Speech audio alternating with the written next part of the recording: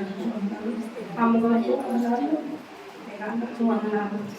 నా సాక్షి ఏంటంటే మా తిరుపమ్మ పాడలో గర్భంలో కడుపులో నొప్పి, నీరాల గంటలో కడుపులో నొప్పి ఆ పిల్లకి చాలా బాధతో అల్లాడిపోతున్నది. ఎక్కడెక్కడ చూపించినా కూడా తెలియలేదు. ఏం జరుగుతుందో ఎక్కడ జరుగుతుందో అర్థం కాలేదు.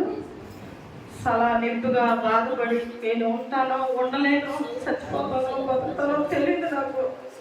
నా కడుపులో చాలా నొప్పిగా ఉంటుంది అని చెప్పింది.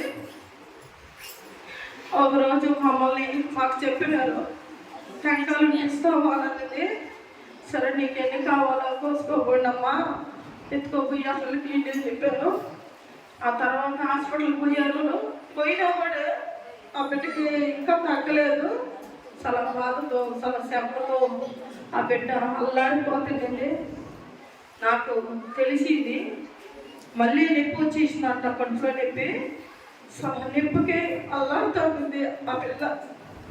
నాకైతే ఎవరికైతే చెప్పలేదు. నాకు చెవులు వినిపించింది, అమ్మాయి ఇంకా బాధపడుతున్నది, కడుపులో నొప్పి కల్లాడుతున్నది. కడుపులోకి బొలుపు పెడతారట. బొలుపు పెడితే ఏం ప్రాబ్లం అయింది చెప్తానని చెప్పినని తెలియపరిచింది. అప్పుడు నేనైతే తెలిసిన తర్వాత వెంటనే ఇంట్లోనే కూర్చొని నా కాళ్ళు నొప్పులున్నా, నా గుండెలలో నొప్పులున్నా, నా శరీరం అంతా కుందేసినప్పుడు నాయన్ని నేను ఏమని అడిగానంటే, అయినా ఆ బిడ్డను కాసి కాపాడు తండ్రి, ఆ బిడ్డకి ఏమైతే దిగుమతి జరుగుతున్నదో నీకు తెలుసునైనా, నువ్వు మా డాక్టర్ ఉన్నాయి కదా. ఆ బిడ్డకి ఏ ప్రాబ్లం లేకుండా గర్భం చచ్చి ఏ ప్రాబ్లం లేకుండా బాగుండేటట్టుగా తెలియపరచాలైనా నా ప్రభు. అయినా నీకు వందనాలైనా నా ప్రభు. మమ్మల్ని ఎంతో కాపాడే దేవుడు నాయన నా ప్రభు.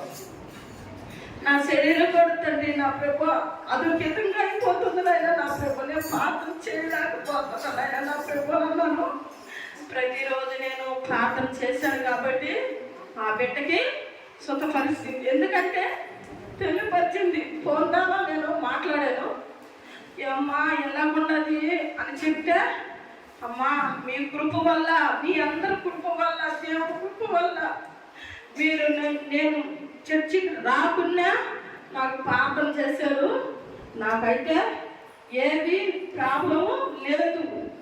దేవుడు నిన్ను తాకినాడు కాకపోతే నీకు ఆరోగ్యం, శక్తులు, బలాలు ఇచ్చాడు. దేవుడు నిన్ను తాకినాడు కాబట్టి నీకే ప్రాబ్లం లేకుండా నేను కాపాడాడు. కాబట్టి నేను ఈ సాక్ష్యం నేను తెలియపరచాలని నేను కొమ్ములు పడుతున్నాను. ఇంకా మీరు అందరూ కలిసి ఆ పిల్ల సగం ఇల్లు కట్టున్నారు, సగం ఇల్లు కట్టలేదు. వాళ్ళు బాధలు పడుతున్నారు, శ్రమలతో ఉన్నారు. మందులైతే మింగుతా ఉన్నది. ఆ బిడ్డకి మీరందరూ కలిసి తిరుపమ్మ పాడలకి కొడుకుని అందరూ ప్రార్థన చేయండి. వాళ్ళు చచ్చిపోతుందేమోనండి, భయాలు చచ్చిపోతుందని చెప్పి వాళ్ళ కొడుకులు కూతురు ఆడుస్తున్నారు. నాకైతే చాలా బాధేసింది. నేనైతే పాలేకపోయినాను ఆ బిడ్డకాడికి. నన్ను క్షమించండి. నాకు కూడా ఒళ్ళు పరిస్థితి బాగుంటలేదు. నేను కూడా ఎన్నో హాస్పిటల్ తిరిగి అన్ని చూపించాను. కిడ్నీలో ప్రాబ్లం ఏముంటుందని స్కానింగ్ చూపించినా కూడా నాకైతే ఏం చెప్పట్లేదు.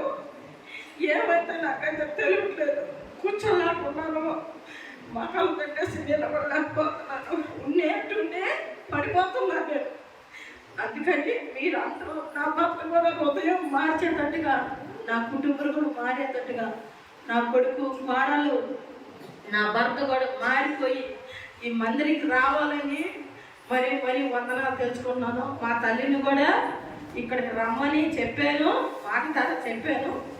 ఏమనుకున్నానో ఏమో నాకైతే తెలియదు. నా తల్లి ఇక్కడికి వచ్చారు. మరి వందనాలు మీకు అందరికీ వందనాలు. నా చిన్న సాధ్యం దీవించిన కాక ఆ బిడ్డకి ప్రార్థన మీరు అందరూ చెయ్యండి.